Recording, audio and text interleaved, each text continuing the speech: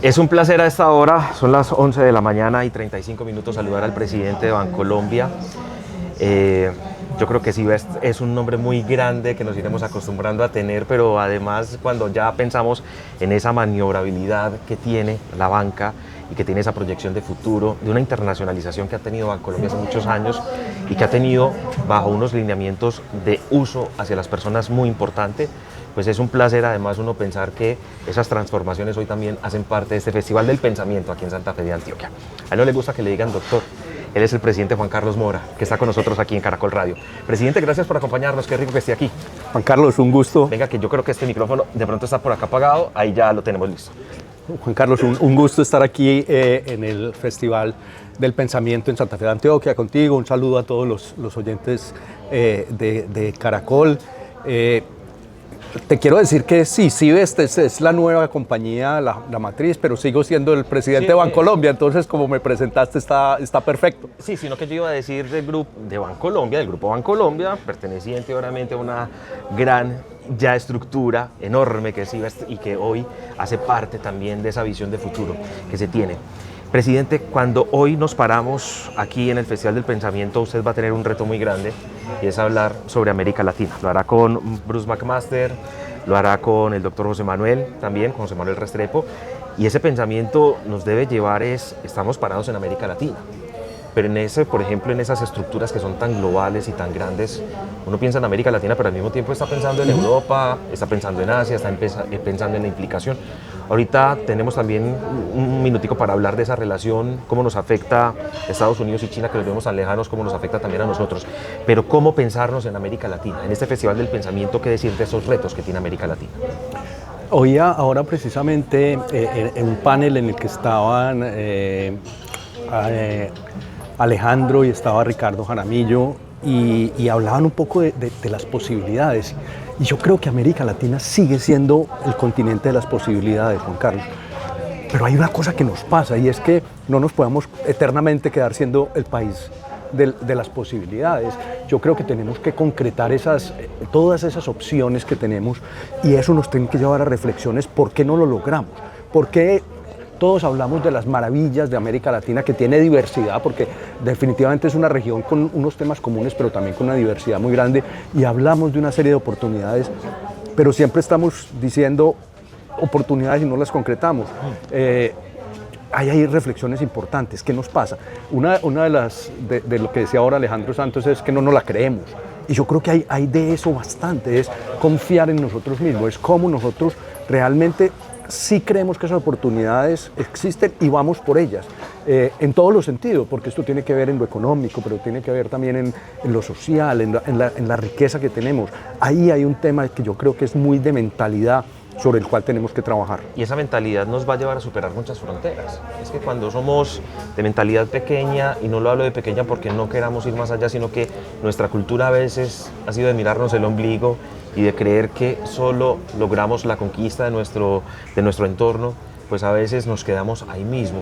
América Latina, ¿cómo tiene que surgir también en esas oportunidades para impactar Asia, para impactar Europa, para impactar Norteamérica, y saber que también tiene una autogestión importante de desarrollar y no pensar solamente en la dependencia de? ¿Cómo pensarnos en ese sentido? Yo creo que lo que está sucediendo en la geopolítica global, que es una cosa muy compleja, genera muchas oportunidades para América Latina. Nosotros, por ejemplo, si algo va a necesitar el mundo, es energía. Todo lo que está sucediendo, los cambios en la tecnología, pero el desarrollo, se hacen basados en energía. Y tenemos unos retos ambientales y climáticos para esa energía. América Latina es un continente que puede ser un proveedor de energía para el mundo, energías renovables, energías limpias, energías que llegan. Entonces, en la transición energética, no solamente ya en el punto de llegada de esa renovación, sino en la transición energética, América Latina puede ser un continente muy, muy importante. Lo que está sucediendo también en las tensiones de comercio. Nosotros como continente estamos muy cerca del mercado más grande del mundo, que es los Estados Unidos. Eso nos puede generar una oportunidad de salir de ser proveedores de commodities, de productos que no tienen un valor agregado, a pasar a proveer productos con valor agregado desde una región que tiene todas las capacidades para hacerlo. Esas oportunidades hay que aprovecharlas, Juan Carlos. Hay que hablar de oportunidades y hay que hablar de mirar hacia futuro, pero también de las realidades, conflictos internacionales que también nos implican a nosotros. De una manera directa o indirecta también hay que pensar en cómo nos están afectando los conflictos, y dentro de esa reflexión sé que lo van a hacer mañana, tensiones entre Estados Unidos y China. ¿Cómo afecta a Colombia, por ejemplo? Las tensiones globales en general generan unos desequilibrios en el orden mundial, y eso a este continente y a Colombia particularmente pues tiene unos efectos. Nuestro principal socio comercial es Estados Unidos. Hemos estado como país y direccionado por el gobierno nacional generando acercamientos hacia China. Ahí hay unos efectos que esa geopolítica no es indiferente, pero yo quiero también mirarlo desde el punto de vista de las oportunidades. Ese conflicto comercial está más situado hacia China y hacia otros países. Lo que sucede, por ejemplo, en las guerras que mencionabas, pues sí, a todos nos afectan, pero no están sucediendo en nuestro territorio. Por lo tanto, tenemos una posibilidad de como continente, como región, buscar aprovechar. Claro, tenemos influencia, pero ¿dónde están esas oportunidades para que nosotros surjamos? Yo creo que esto hay que mirarlo con sentido de posibilidad, entendiendo que hay una realidad mundial que es compleja. Aquí no solo estamos hablando de Colombia, estamos hablando de América Latina como continente. Y América Latina también tiene una diversidad enorme, pero también unas posibilidades, que por esa diversidad, como pasa en Antioquia, que tiene 9 subregiones con todas las características de productos, pisos térmicos, América Latina provee pues, una cantidad de elementos, commodities, facilidades y a todos los recursos, desde, si uno mira todo el continente, solo Sudamérica, por ejemplo, América Latina, solo pensando en todo lo que pasa desde la Patagonia hasta nuestro país, uno dice, ahí hay una riqueza enorme, porque casi todo se puede producir, casi todo se puede hacer. A veces falta pensar de pronto en unas posiciones políticas también un poco más fuertes. ¿Cree usted que en la política también se debería incidir un poco más fuerte como lo hacen unas grandes potencias mundiales si se arma de pronto un bloque, una unión? ¿O cómo pensar también esa parte política que es importante dentro de la geopolítica? Siempre va a caracterizarse en nuestras ubicaciones geográficas, pero en la economía también es muy importante esas relaciones políticas. Yo creo que la política es un tema importante, pero yo creo que lo que hay que defender es una institucionalidad, un sistema, digamos, democrático de elección, que en nuestra región hemos tenido un historial ahí que a veces tenemos unas fallas importantes, pero la democracia, la institucionalidad. Y yo quiero, Juan Carlos, mostrar las posibilidades. Uno puede escoger países y encontrar ejemplos. Uno va a Brasil y hay un ejemplo que a mí me sorprende, cómo desde un país como Brasil, que está en nuestra región, se producen aviones. Hay una fábrica que se llama Embraer, que compite directamente con los productores de aviones del mundo. Y que aquí tenemos, por ejemplo, Satena tiene Embraer también. Sí, y compite en el mundo, pero voy a seguir con ejemplos. Perú decidió que en el norte del país, en una zona desértica, iban a llevar agua desde los Andes, iban a generar una zona de producción agrícola, y eso hoy es un gran exportador de productos agrícolas, arándanos, producen espárragos, producen aguacate, y sí se puede. Y uno mira Chile y cómo Chile ha logrado ser un gran exportador también de productos, y uno mira Argentina y tiene una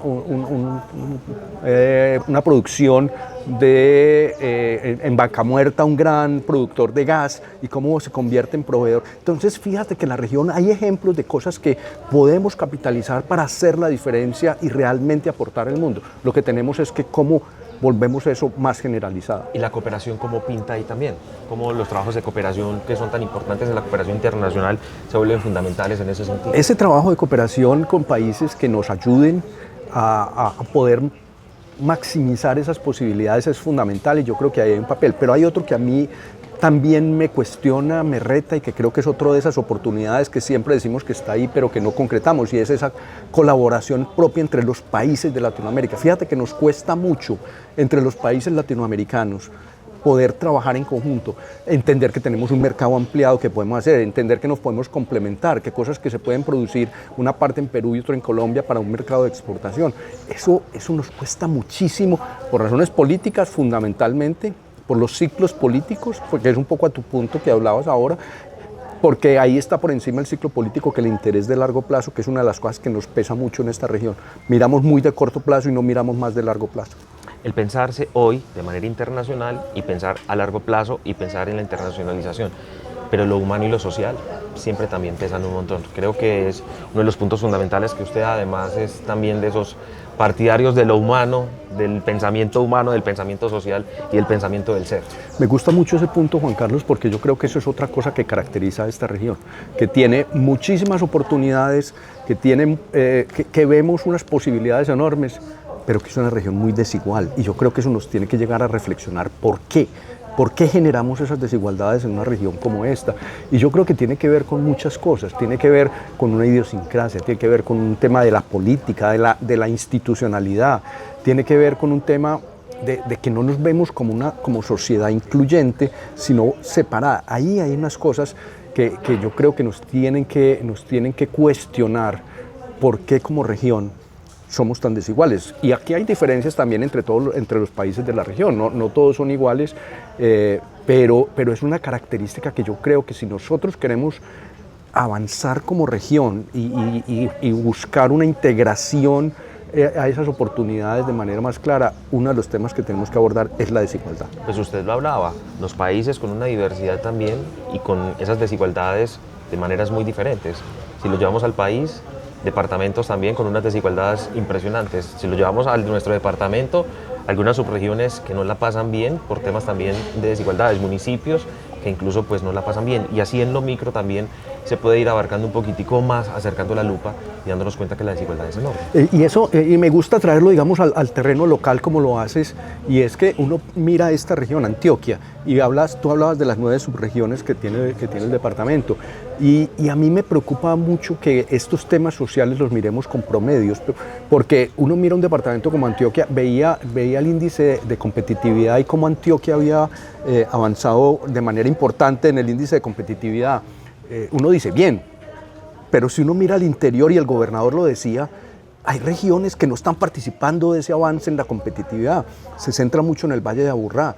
Y en el promedio salimos bien, entonces dijimos, hemos avanzado. Pero la verdad es que hay regiones, el nordeste antioqueño, regiones hacia el Urabá, que tienen unas carencias, a pesar de que tienen unas riquezas enormes y tienen unos potenciales de desarrollo, tienen unas carencias. Entonces, ¿qué estamos haciendo nosotros en lo más cercano y también en lo global para que esas diferencias se puedan ir cerrando de manera más clara?